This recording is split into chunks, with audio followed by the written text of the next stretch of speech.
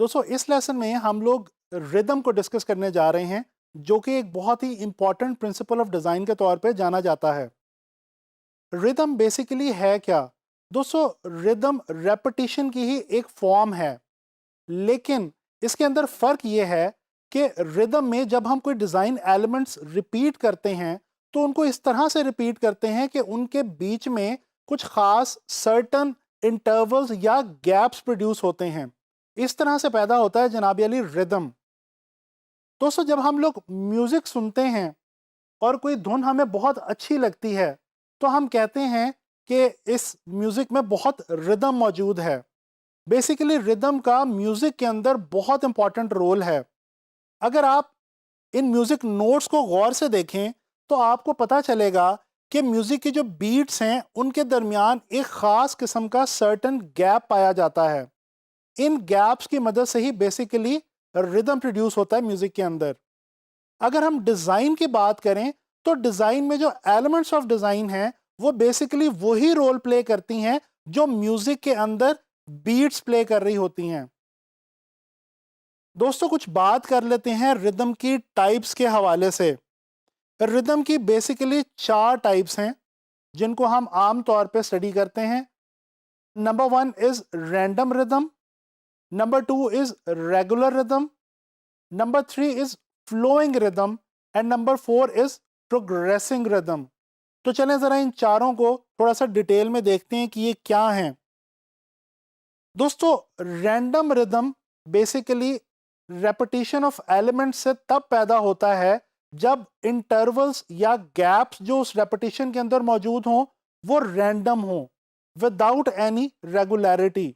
जिस तरह से आप इस इमेज के अंदर देख सकते हैं कि जो ह्यूमन फिगर हवा के अंदर मुअल्लक दिखाया गया है, उसकी रेपिटेशन कुछ इस तरह से की गई है कि बीच में कुछ खास गैप्स हैं जो कि रैंडम हैं, और इस रैंडम गैप से पैदा हो रहा है रैंडम रिदम, और ये बहुत ही खूबसूरती ऐड कर रहा है इस विजुअल के अंदर। इसी तरह से सेकंड जो टाइप है वो है रेगुलर रिदम।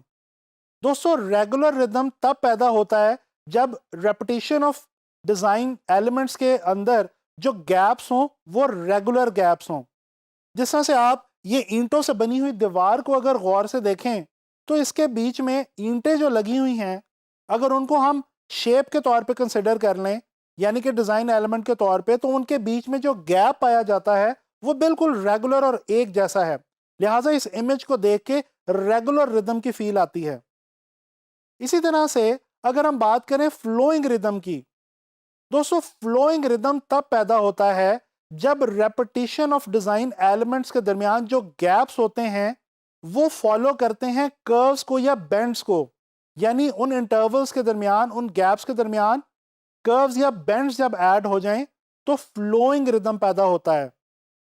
आप लोगों ने पानी की वेव्स देखी होंगी दरिया के साहिल के ऊपर, वो बिल्कुल फ्लोइंग किस्म का रिदम जो है वो प्रोड्यूस करती हैं।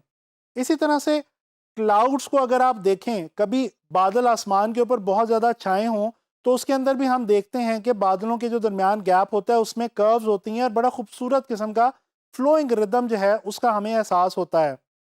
इसी तरह से सैंड ड्यून्स, अगर आप सहरा में चले जाएं, तो जो सहरा में रेत की मुख्तलिफ तहें होती हैं, उनको अगर आप गौर से देखें तो आपको कर्व्स और बेंड्स मिलेंगे हर रेपिटेशन के बाद। तो इस तरह से इन तमाम मिसालों की मदद से हमने देखा कि फ्लोइंग रिदम जो है ये एक बहुत ही खूबसूरत टाइप है रिदम की, और ये ख़ास तौर पे स्मूदिंग और सूदिंग और कामनेस की एक बहुत अच्छी फीलिंग जो है वो पैदा करती है। इसी तरह से बात करते हैं प्रोग्रेसिंग रिदम के हवाले से। दोस्तों प्रोग्रेसिंग रिदम तब पैदा होता है जब एलिमेंट्स कुछ इस तरह से रिपीट हो रहे हों कि हर रेपिटेशन के बाद कुछ ना कुछ ऐड हो रहा हो या कुछ ना कुछ प्रोग्रेस हो रहा हो एलिमेंट्स के अंदर। जैसे इस डिजिटल इलस्ट्रेशन के अंदर हम देख सकते हैं कि जो गैप्स हैं, उन गैप्स के बाद जो आपकी रेपिटेशंस हैं वो कुछ इस तरह से हो रही हैं कि शेप एक्सटेंड होती जा रही है, ऐड होती जा रही है, बढ़ती जा रही है। तो इस किस्म के रिदम को हम कहते हैं प्रोग्रेसिंग रिदम। तो दोस्तों ये तो हमने बात की कुछ रिदम की टाइप्स के हवाले से। अच्छा, आपको एक डेली लाइफ की एग्जांपल देता चलूं दोस्तों आप लोगों ने ईसीजी रिपोर्ट कभी देखी होगी। ईसीजी रिपोर्ट के अंदर हमारी हार्ट बीट की जो एक ख़ास रिदम होता है वो हमें विजुअली देखने को मिलता है। और अगर आप गौर करें तो इसके अंदर भी जो लाइंस जा रही होती हैं उन लाइंस के बीच में ख़ास किस्म का इंटरवल होता है, और ये जो लाइन है इसको हम बेसिकली कहते हैं हमारी लाइफ लाइन। तो दोस्तों रिदम हमारी लाइफ लाइन में भी मौजूद है। अब बात करते हैं ग्राफिक डिज़ाइन के अंदर रिदम के हवाले से। दोस्तों जैसा कि मैंने अभी आपको काफ़ी डिटेल में समझाया कि म्यूज़िक में और विजुअल्स के अंदर रिदम की बहुत ज़्यादा इंपॉर्टेंस है, इसी तरह से ग्राफिक डिज़ाइन में भी रिदम जो है वो बहुत इंपॉर्टेंस रखता है। इस पोस्टर पे एक नज़र डालें। इस पोस्टर के अंदर आप देख सकते हैं कि शेप्स कुछ इस खूबसूरत रिदम के अंदर पाई जाती हैं। शेप्स की जो रेपिटेशन है वो इस पोस्टर में इस खूबसूरत तरीके से की गई है कि उनके अंदर पाए जाने वाले जो इंटरवल्स या गैप्स हैं वो बहुत ही खूबसूरत किस्म का रिदम पैदा कर रहे हैं। इसी तरह से अगर इस वेब बैनर की तरफ नज़र डाली जाए तो इस वेब बैनर में भी हमें देखने को मिलता है कि शेप्स और कलर के दरमियान जो गैप है वो बहुत खूबसूरत गैप है और बहुत खूबसूरत रिदम क्रिएट कर रहा है।